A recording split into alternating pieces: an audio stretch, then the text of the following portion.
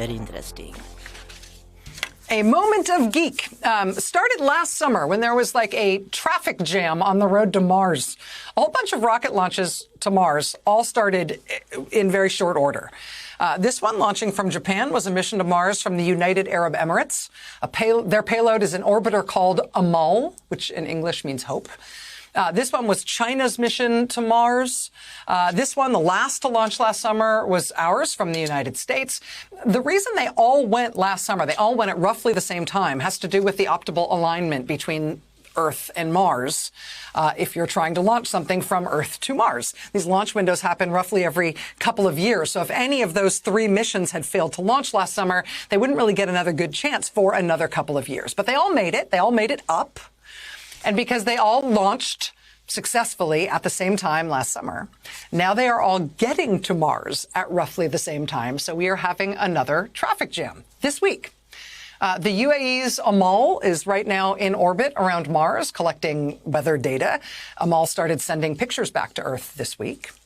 China's orbiter has entered Mars's orbit and will start looking for water. The second part of the Chinese mission happens in a few months when they will try to send down a lander to the surface of Mars. And from the lander, they will try to send out a rover. As for us, what we're doing on Mars is happening tomorrow. Which is nervous-making and exciting. It's nervous-making because of our past experience on Mars. Back in 2012, we first attempted to drop the Curiosity rover, which is like a car-sized vehicle weighing about a ton, out of a U.S. orbiter. But the thin atmosphere of Mars meant that a parachute wouldn't be enough to slow down something that weighed a ton.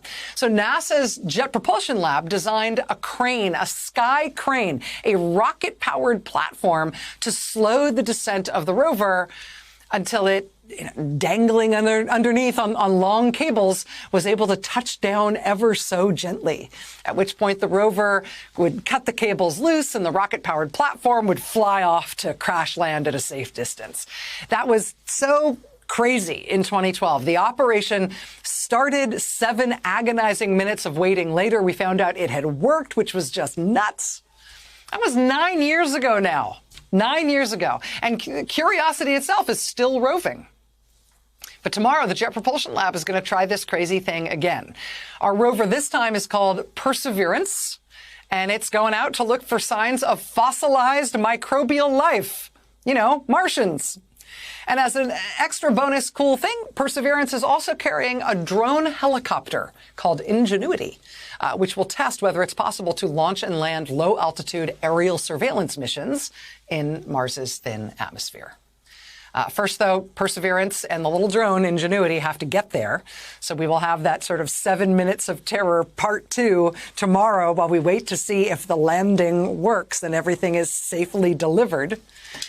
I mean, congratulations to the UAE and to China for both getting to Mars at the same time that we're getting there. Here's hoping the U.S. also gets some good news with this landing tomorrow.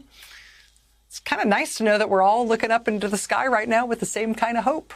But it's going to be really exciting tomorrow. I'm going to be watching. So are you. Hey, thanks for watching our YouTube channel. You should know that you can follow today's top stories and breaking news and catch up on your favorite MSNBC shows all in one place. Download the NBC News app today.